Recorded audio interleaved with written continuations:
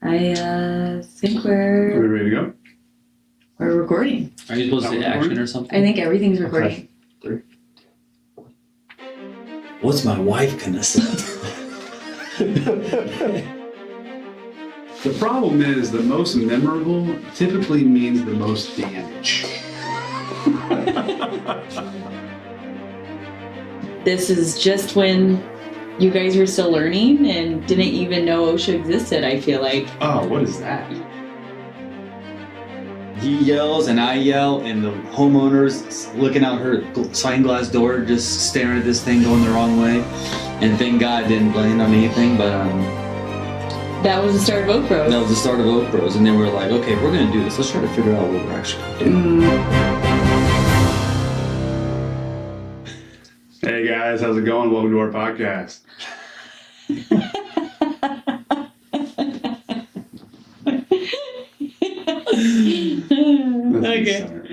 Okay, let's get into it. Okay, Nick and Josh, thank you so much for sitting down today with me. We're going to review a little bit of what Oak Bros looked like when you guys founded it. Pretty much the same. So this is Oak Bro 1 and this is Oak Bro 2, or That's right. Oak She Bro said it 1 right. or Oak Bro 2 or Oak Bro 1, Oak Bro 2, Oak Bro 3, Oak Bro 2, Oak Bro I think you had it 3. right the first time. Okay. I think we know who's in charge. We could just continue that conversation. But you guys have known each other longer than I've known Josh, and I think that's such a sweet thing to maybe discuss into this interview. And I just wanted to take some time to honor the past with one of the original Oak Bros and give our community and customers a little glimpse of how the company began. Nick, let's start with you. How did it all start? And what inspired you to start a tree care company with Josh? I think I guess the first thing was that we just wanted to. I think it was just some college kids wanting to make a buck. Mm-hmm. Is really how it started. We started with we were landscaping for this woman, and then Josh is like, "Hey, we gotta take a tree down. You think we can do that?" And I was like, "Yeah, of course we can do that." And we go in the backyard of this tree, and it's like a probably 60 foot straight up. And I don't know what kind of tree it was. I don't remember. But anyway, I mean, Tree ID wasn't a thing back then? No. Yeah, it was just a tall We didn't know what, didn't even know. We just said tall tree, cool. And we didn't know what we were doing. It could have definitely fallen on the house. It could have definitely fallen on the fences.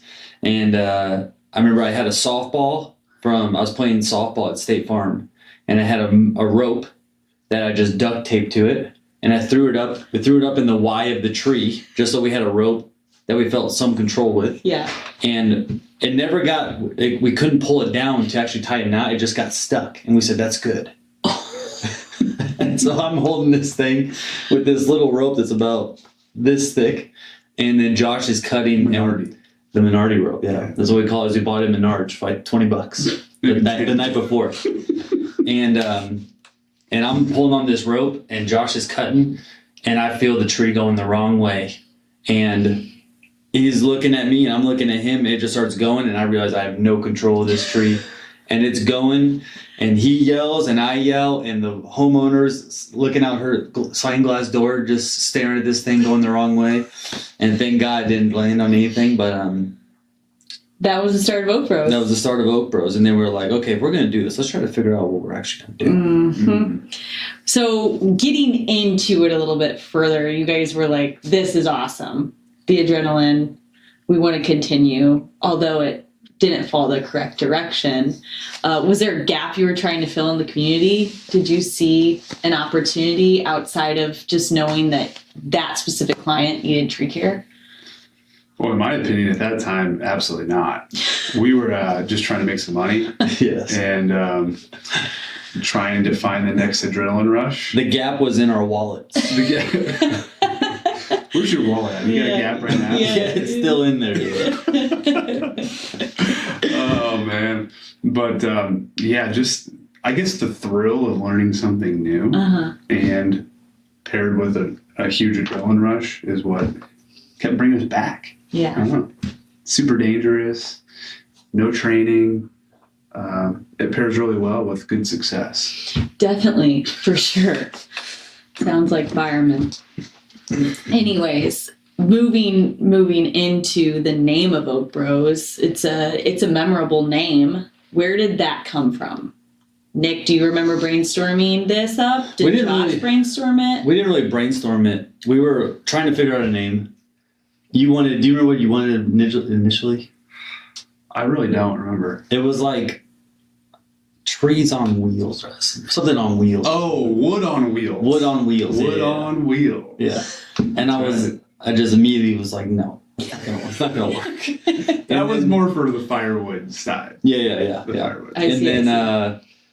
But for some reason I just thought of Oak Bros. And for some reason the thought of like answering the phone, a company, you just say Oak Bros, it just kind of rolled off the tongue. And for some reason it just came to mind. Right. We loved oak trees or bros. That's just right. made sense.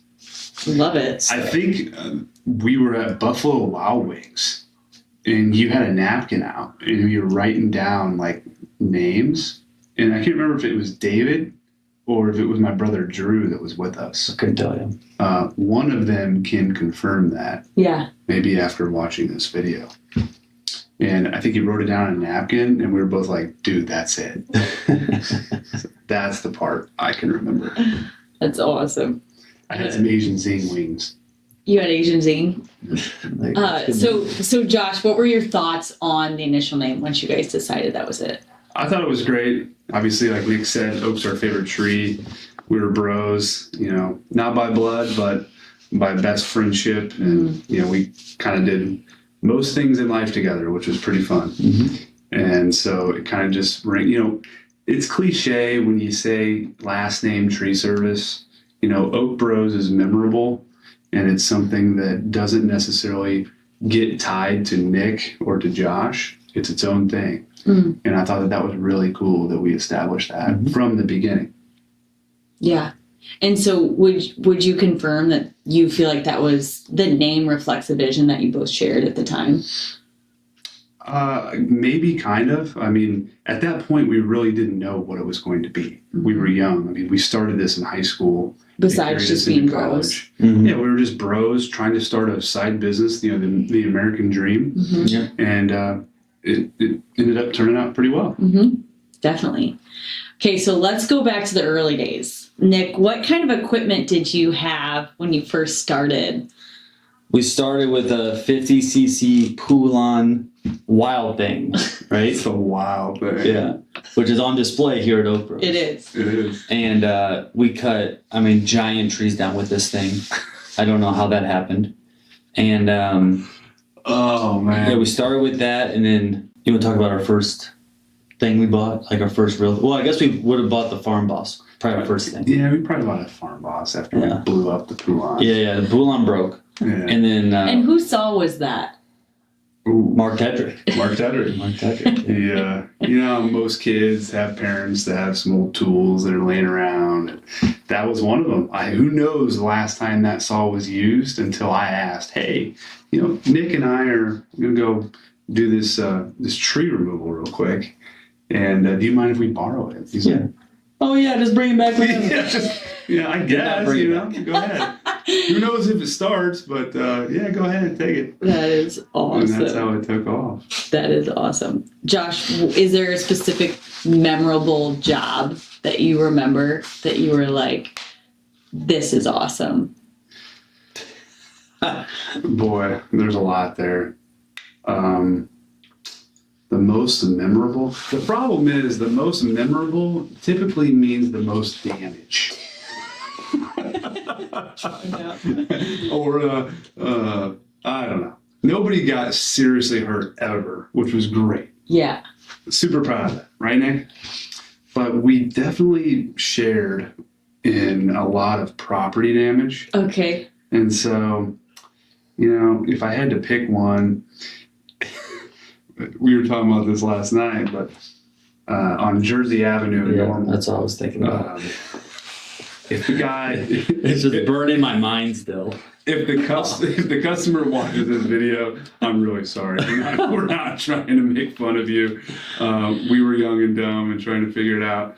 But we were working with this really nice man and his wife, who wasn't there at the time. But we were removing a couple trees in the backyard, and they were huge. And it was raining profusely. Probably raining. Couple big ash trees. When we got into this business, the emerald ash borer was massive. It was running rampant in town. There wasn't even enough tree companies to do all the trees, so we kind of just lucked out in that. But that's what we were called to do. And like Nick said, it was super wet. We should not have been there. And we were trying to get skid loaders and heavy lifts into the backyard. And I think Nick can explain it best, but it was basically like a mud bog by the end of his job. The grass was gone. The yard was gone. It was just a mudslide. Oh no. All around the house. Because we had equipment on this thing, and we even asked him, he was a farmer or something. Probably. He was familiar with equipment. We asked him, hey, it's going to tear up your yard. Are you sure? He said yes. But I still don't think he knew the magnitude that it was going to rip apart his yard. I mean, his yard was gone. The trees were gone and the yard was gone by the time we were done. The ruts were just as deep as a skid It loader was tire. so bad. It was so bad. Oh man. By the end of it, from backyard to the front yard, getting like wood and material out.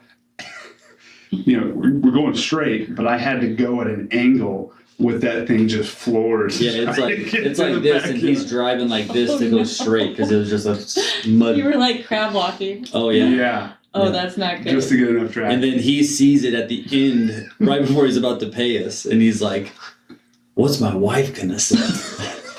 And we're thinking like, "Dude, I don't know if you're gonna be married." Oh man. What did I say, Campbell? He was trying to break the ice with him, and goes, "Oh, I bet she's gonna be pissed." And I look at him like, I could not believe he said it. And this guy is like having a panic attack in front of both of us, no. And we're just in college. I hope he doesn't have a heart attack. Yeah. It was too soon on the joke. Yeah, it was too soon. It was too soon. I mean, the bobcat was still in the yard. You Like went him for going in it. trouble. Oh my goodness. Okay. So moving on. What did a typical day look like when it was just the two of you? I think it depended on who you talked to, I guess. But my typical day was, let's sleep in, do whatever we want in the morning, not start early. And then go and do whatever job we went to that day, get paid, and then figure out what we want to do tomorrow, if anything. Oh, okay. Yeah. Yeah, that was the day. It was great. What did it look like for you, Josh? That was hit the nail on the head, I would say, in most fronts. So were you working in the morning and Campbell joined you in the afternoon? So I like to be the early riser. And so the night before, I'd say, hey, Nick, we got this job. So let's meet at 7. And Nick's like, sounds great. I'll see you at 9:30. And I'm like, okay, I'll be there at 7. So I may or may not have been there for an hour or two, before he arrives on site. To me, a big part of owning your own business was that you start whenever you want. You can sleep in. Yeah. Right? So that was like my whole thing in college. That's right. I was like, why would you start at 7 when you can start at 9? Yeah. We're still going to get it done. Definitely. And that worked for Nick really well. It worked great for me. Were there moments that you guys had to be creative with limited resources? I would say for sure. For We sure. had to borrow/rent equipment. We kept, what is it 7 called, years. Midwest? Construction. We kept that place in business for 3 or 4 years. They were like, oh, yeah. Bros are We here. might as well just left our wallets at the counter. And they helped us so much, though. yeah, they did. Yeah, they were great. They were great. But I even remember, like, we had to rent lifts. Okay. And we had to take him back that night because it was too much to have him like the all day rate or whatever. We were trying to get the 4-hour rate and then have it back. 4-hour rate, have it back. Yeah. And then I even remember, do you remember when you had the big JLG and we drove it across town because we didn't want the semi to come pick it up and take it for us because it was going to be $200? And we just literally drove it down Main Street. Oh my This thing goes like 2 or 3 I miles was an hour. like behind him like we were going to get arrested. In the Tacoma. With In the Tacoma. Oh Uh-huh. my goodness. What did your uniform look like? I've seen a few vintage photos of mostly Josh in your jorts. Is that right?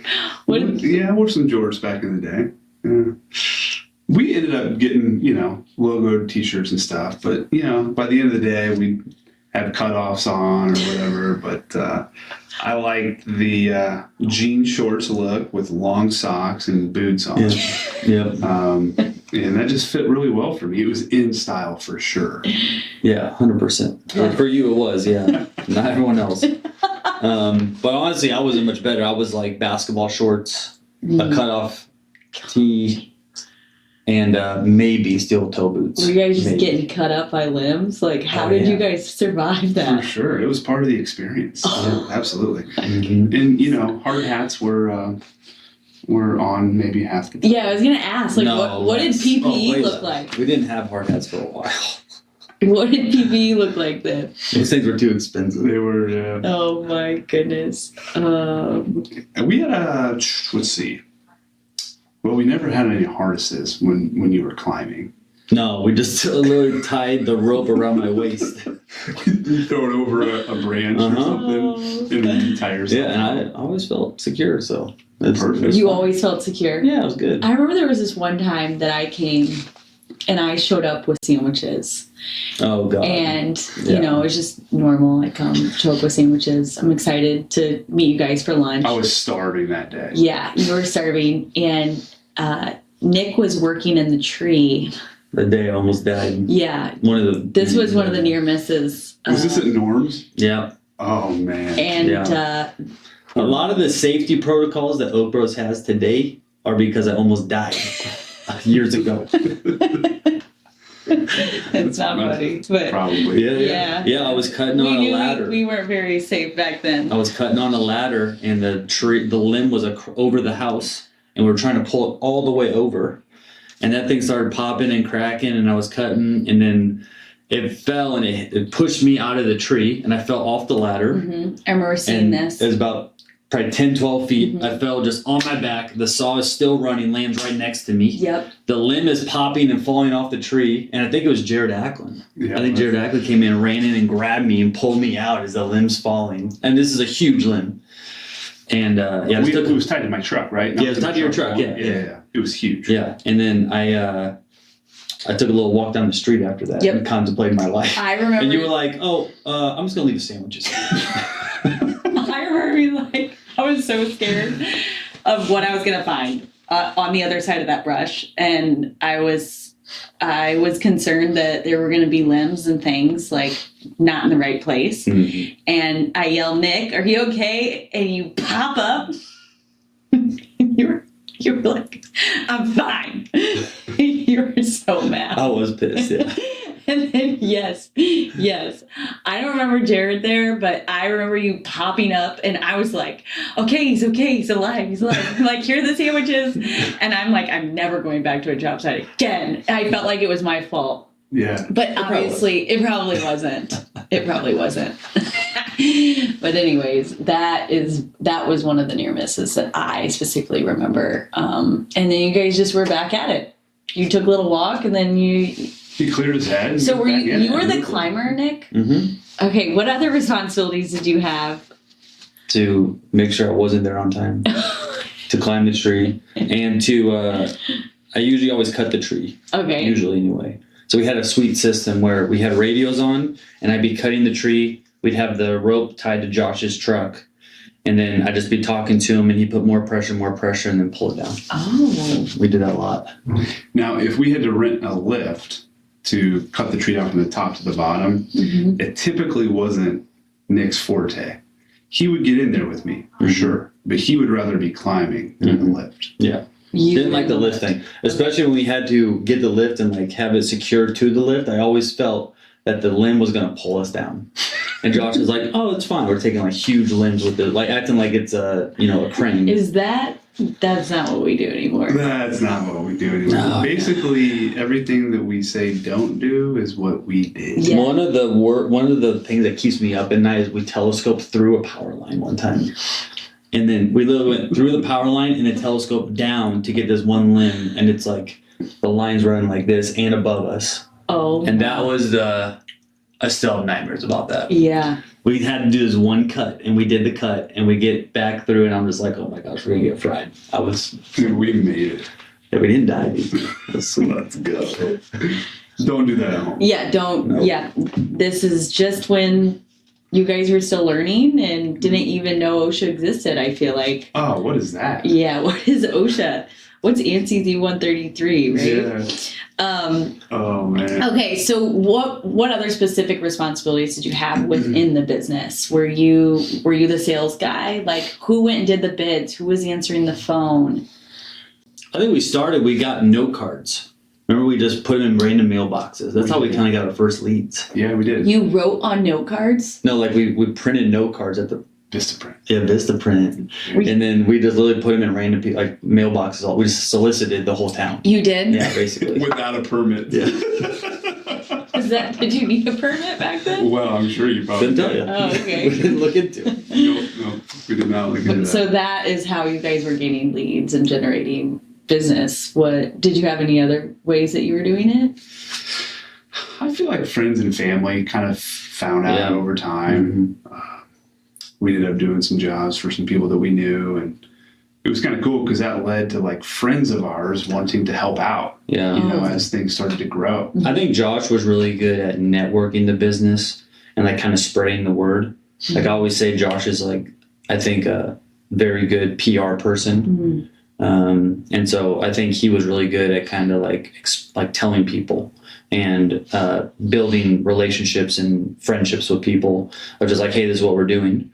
And I was more of kind of thinking of just kind of ways that we can market ourselves in general. I think Josh is very relational and I'm more, I guess, like sales driven. I guess we both kind of are, but yeah. Was there anything? Nick was a lot more operational. He's like, okay, once you sell the job, just let me know, and I'm going to show up at 9:30, and then we'll do it. Yeah. Straightforward stuff. Black and white. How were you writing your proposals and doing all of that? What did that look like? So I think we started. I think we started with crayons. Upgraded to some markers. Pencils, yeah. We actually we went to Kinko's, FedEx Kinko's. Okay. And I think Nick designed it on just like a Word document. And then we went there and we made carbon copy estimates. So Okay. the tear-offs, they keep one, we keep one. And, you know, that actually worked out really well. There's people today that still don't even do that.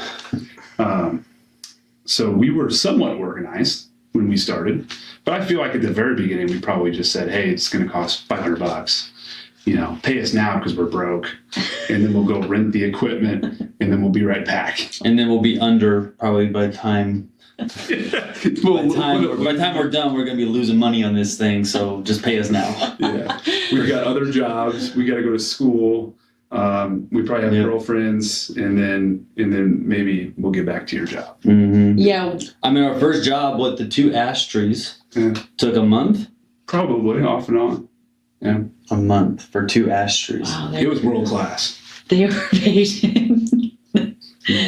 They were patient. One in the front, one in the back. Oh, man.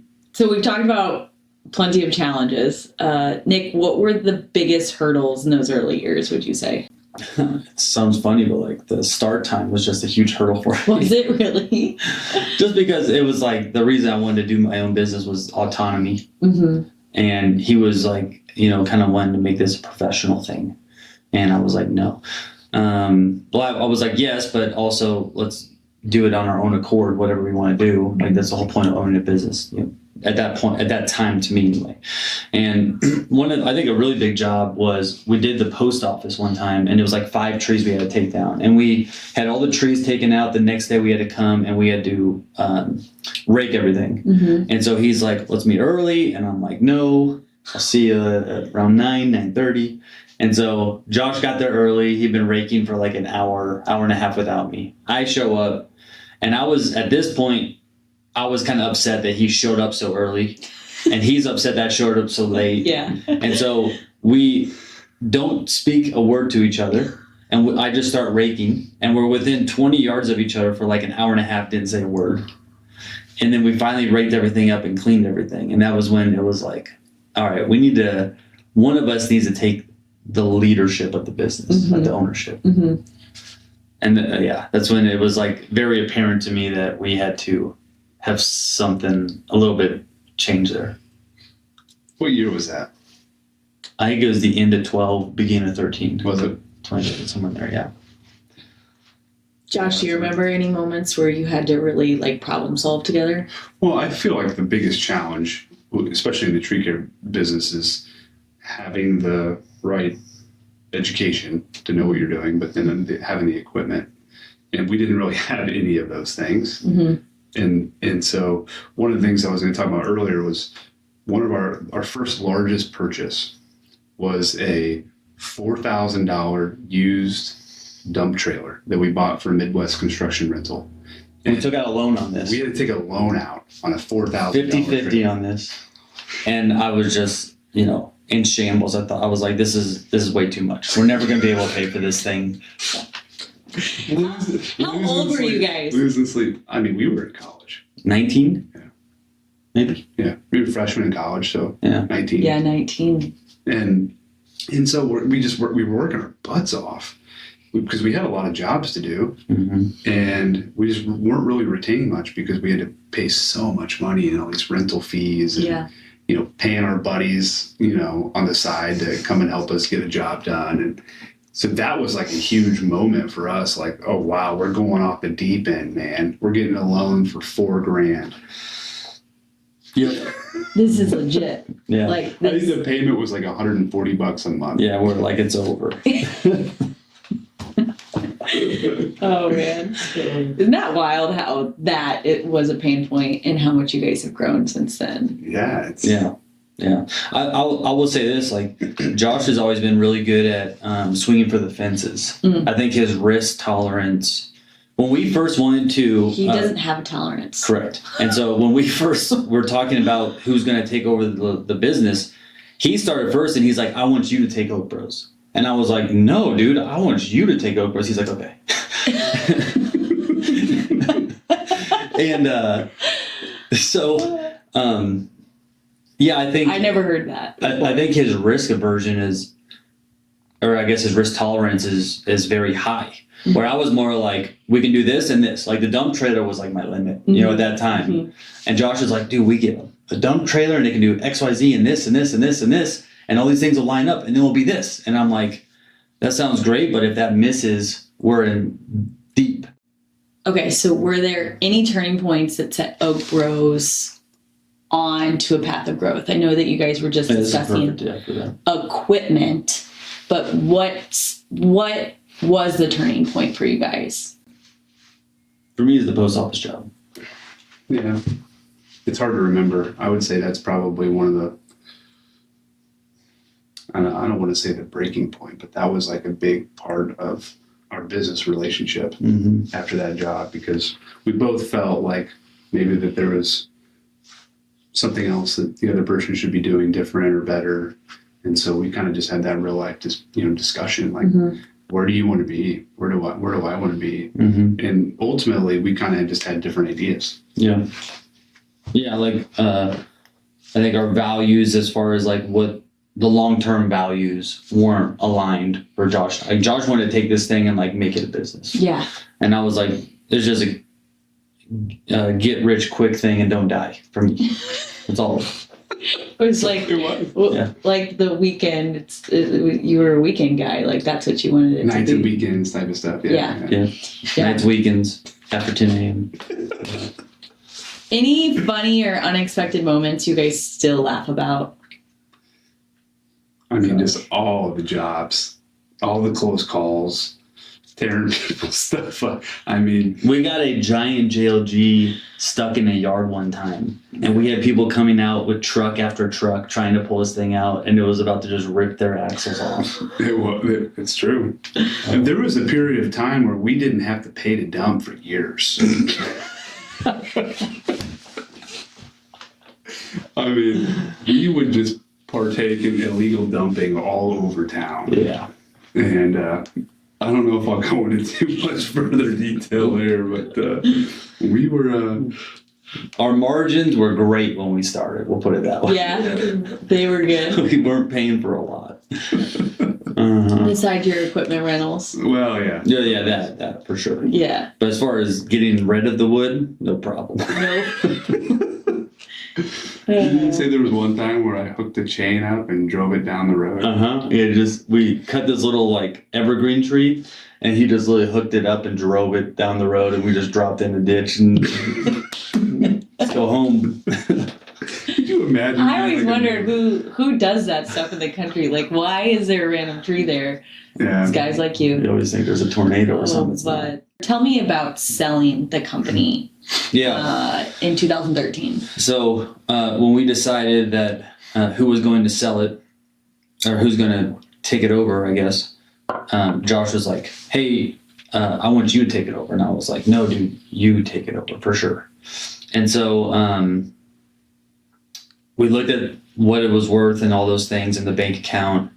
And I was just like, hey, look, I could have got him for way more money. But I was like, look, just give me $500. So I sold 50% of Oak Bros for $500. And I was like, just give me $500 because, in all honesty, my friendship with Josh is what mattered the most. And I knew that if we were on the same trajectory for a while, our friendship was not going to be there because we were starting to butt heads a lot.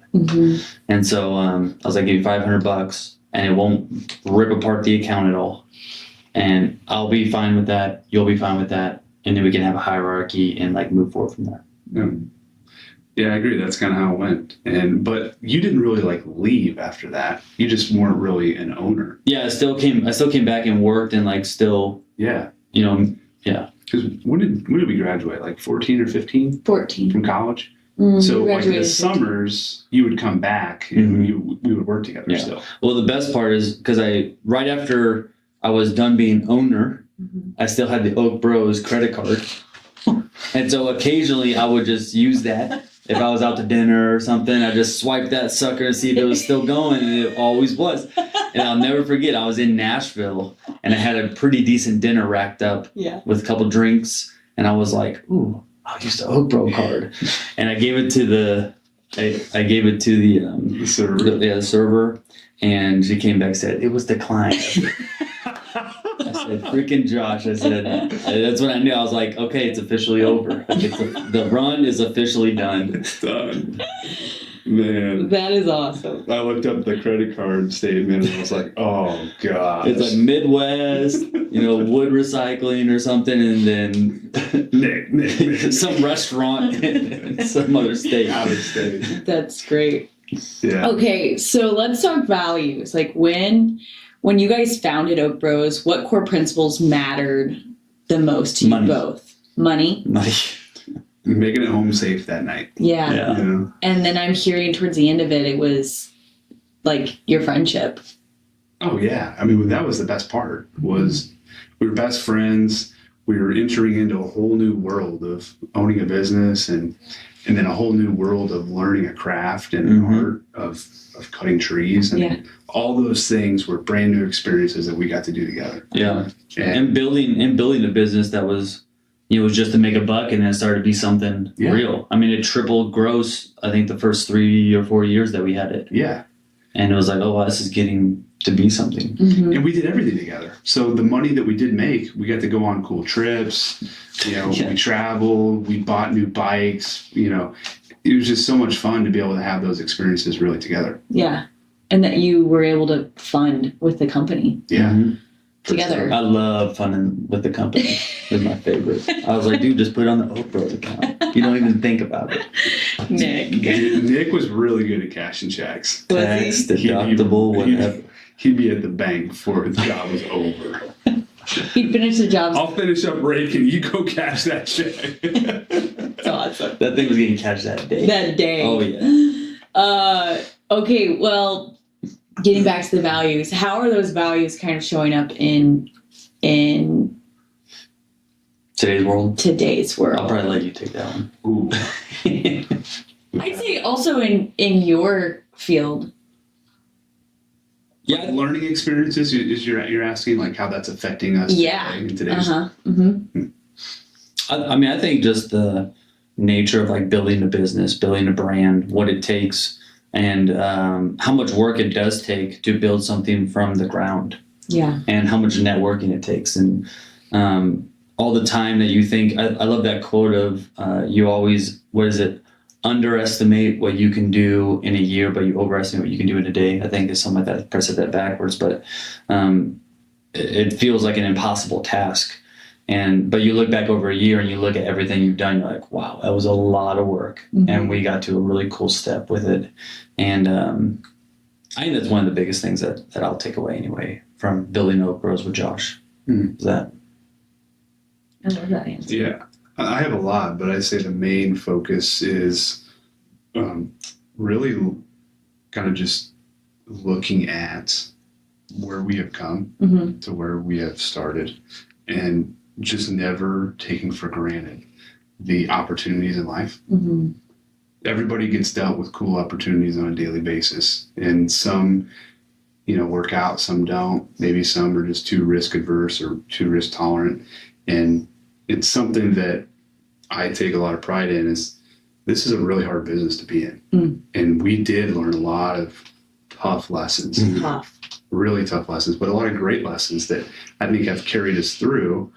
And a lot of those, that is safety. I mean, The Lord kept us safe for sure. We had some crazy guardian angels, and safety was never a priority that much in the beginning. And now it's, as Oak Bros is today, 2025, it's like the focal point of everything that we do, because we knew that we were like one heartbeat away from dying. Yeah. Like all the time, felt like. And we were young, and the busier it got, the more real that got. Yeah. I was like, oh yeah, no, this is actually pretty dangerous. Like, I didn't realize that, but it's pretty dangerous. It is. And so, yeah, my biggest takeaway, especially even for like young people that may be watching this video, is believe in yourself and realistically take chances that are calculated, but really just work hard and things might pay off for you. Yeah. I love that. Nick, looking at Oak Bros now, what are you most proud of as an original owner, would you say? I guess I would just say I'm super proud of Josh, like the kind of what you just said of the belief that you have, not, in yourself and what the company can do when you surround yourself with good people, with the right people, with aligned goals and values and those things, like what you can really do when you push things and you push limits. And I think that you're never afraid to seize the hard issue. Specifically, I remember one time we had to go back to a job because we ruined this guy's yard. This is where we got the JLG stuck. Okay. And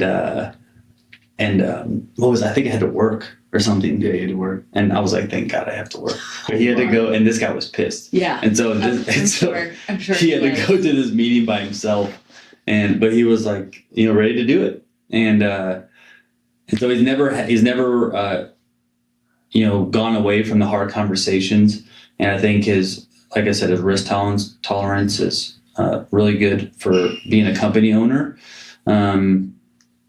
And yeah, I'm just really proud in the belief that he has and what this could have been, kind of the mindset and like the thought that kind of just showed up. It kind of just made itself into a lot of kind of what you probably pictured 15 years ago.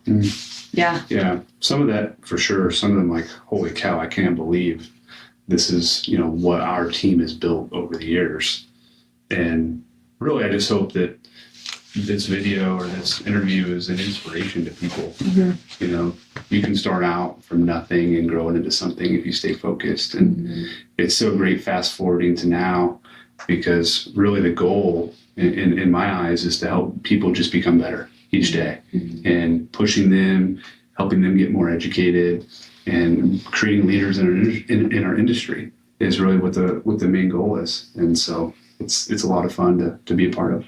Definitely. I agree. Are there any specific achievements you didn't expect when you started? Free merch for life. I didn't expect that. And my face on the wall over here, didn't expect that. Oh, so, yeah, you're on the history wall. Yeah. That's pretty cool. Yeah. Things that I didn't expect? Yeah, that you've gained out of the company. Personal growth. professional growth?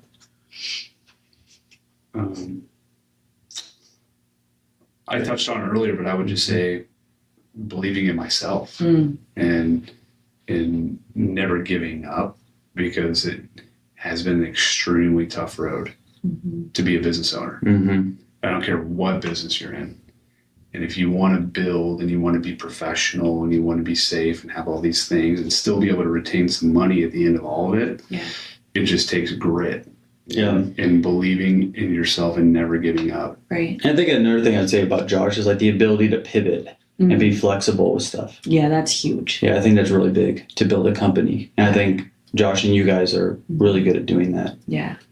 I think my biggest takeaway is, what the company has evolved into, sticking to the vision, but then also bringing people with us, right? Like this could have not continued, but you both decided and you were mature enough to realize like relationship is the most important thing. Mm-hmm. And that's what you guys decided and move forward from there, which is huge from you, Nick. You've had great counsel, I know, from people in your sphere. But it's just been really sweet from my side to be able to watch young men grow into leaders in their industries. And then also just, it warms my heart. Like bro means something different to me. Like bro to me is Nick and Josh. And it's been sweet for me to come alongside and watch this grow, and then also now help it grow. To kind of like close. Yeah, plus you're a second oath bro now. That's really impressive. I'm number 2 now. Yeah. Dang, thanks, Nick. I know that was hard. Because I'm one. He's 3. I'm 3 now. Downgrade. Okay, well, thank you both. It's amazing to hear the story from the beginning and to see the friendship and partnership that helped shape Oak Bros. The story really shows the heart behind the company, and I'm really thankful for your time that you spent with us today, Nick. Yeah, thanks for the opportunity. It was really cool to go through this. You loved it? Yeah, it was fun. Yeah. It is fun. Yeah, thanks for being here, bro. I love you. Hey, can you close this out with a nice little podcast closing? With the mission statement. Oh, yeah. What's the mission statement, bro?